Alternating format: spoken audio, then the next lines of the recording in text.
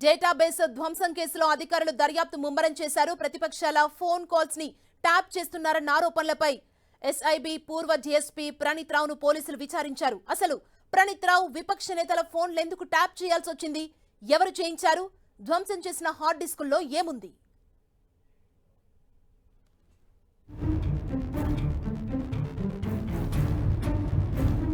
Database ధ్వంసం కేసులో దర్యాప్తు ముమ్మరం.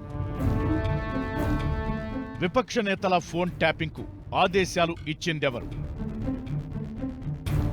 ఎవరి మెప్పు కోసం ఫోన్లను ట్యాప్ చేశారు? ఆ సమాచారాన్ని ఎవరికి అందజేశారు?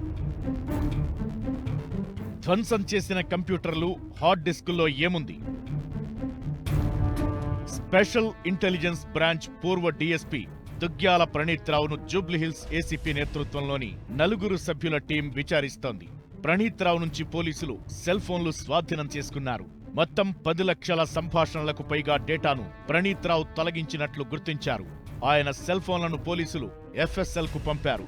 అందులో ఉన్న డేటా మొత్తాన్ని రిట్రీవ్ చేయనున్నారు పోలీసులు. గతంలో ప్రణీత్ రావు వాడిన సిమ్ కార్డులు స్వాధీనం చేసుకున్నారు. ప్రణీత్ రావు ఇంట్లో భారీగా అక్రమాస్తులను గుర్తించారు. 2 రోజుల పాటు ఎస్ఐబిలో కీలక ఆధారాలు సేకరించాయి పోలీస్ బృందాలు. గత అసెంబ్లీ ఎన్నికల్లో డబ్బుల బదిలీల్లో కీలక పాత్ర పోషించాడు ప్రణీత్. ఒక సామాజిక వర్గానికి చెందిన మొత్తం 30 మందితో కూడిన టీంను ఏర్పాటు చేసుకున్నాడు ప్రణీత్. 50 మంది కీలక వ్యక్తులకు సంబంధించిన ఫోన్లను ప్రణీత్ ట్యాప్ చేసినట్టు తేలింది. డిసెంబర్ 4న రికార్డులను మొత్తాన్ని ప్రణీత్ తొలగించాడు. తెలంగాణలో ప్రముఖ రియల్ ఎస్టేట్ వ్యాపారుల ఫోన్లను ప్రణీత్ ట్యాప్ చేశాడు. ప్రణీత్ రావు లిస్టులో రాజకీయ నాయకులు, సీనియర్ పోలీస్ అధికారులు ఉన్నారు.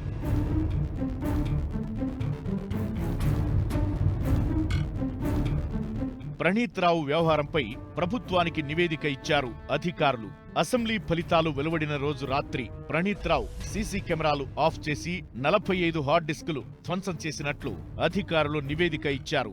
ఎస్ఐబిలోని కీలక ఫైళ్లను ప్రణీత్ రావు మాయం చేసినట్టు గుర్తించారు. ప్రత్యేకంగా 17 సిస్టమ్స్ ఏర్పాటు చేసుకుని ఫోన్ ట్యాపింగ్ ద్వారా రహస్య సమాచారం సేకరించాడు. ప్రణీత్ రావుపై ఎస్ఐబి అదనపు ఎస్పీ డి రమేష్ పంజాగుట్ట పోలీసులకు ఫిర్యాదు చేశారు.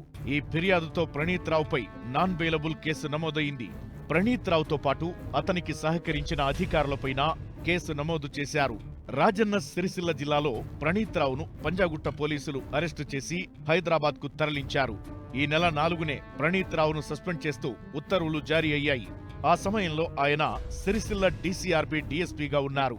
సస్పెన్షన్ అమల్లో ఉన్న కాలంలో సిరిసిల్ల హెడ్ క్వార్టర్ను విడిచి వెళ్లరాదని ఉత్తర్వుల్లో స్పష్టం చేయడంతో ఆయన కుటుంబంతో సహా అక్కడే ఉన్నారు.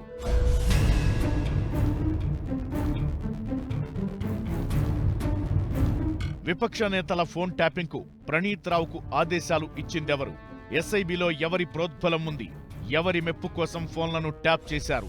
ఆ సమాచారాన్ని ఎవరికి అందజేశారు? ధ్వంసం చేసిన కంప్యూటర్లు, హార్డ్ డిస్కుల్లో ఏముంది అనే కోణాల్లో ప్రణీత్ రావును విచారిస్తున్నట్లు తెలుస్తోంది.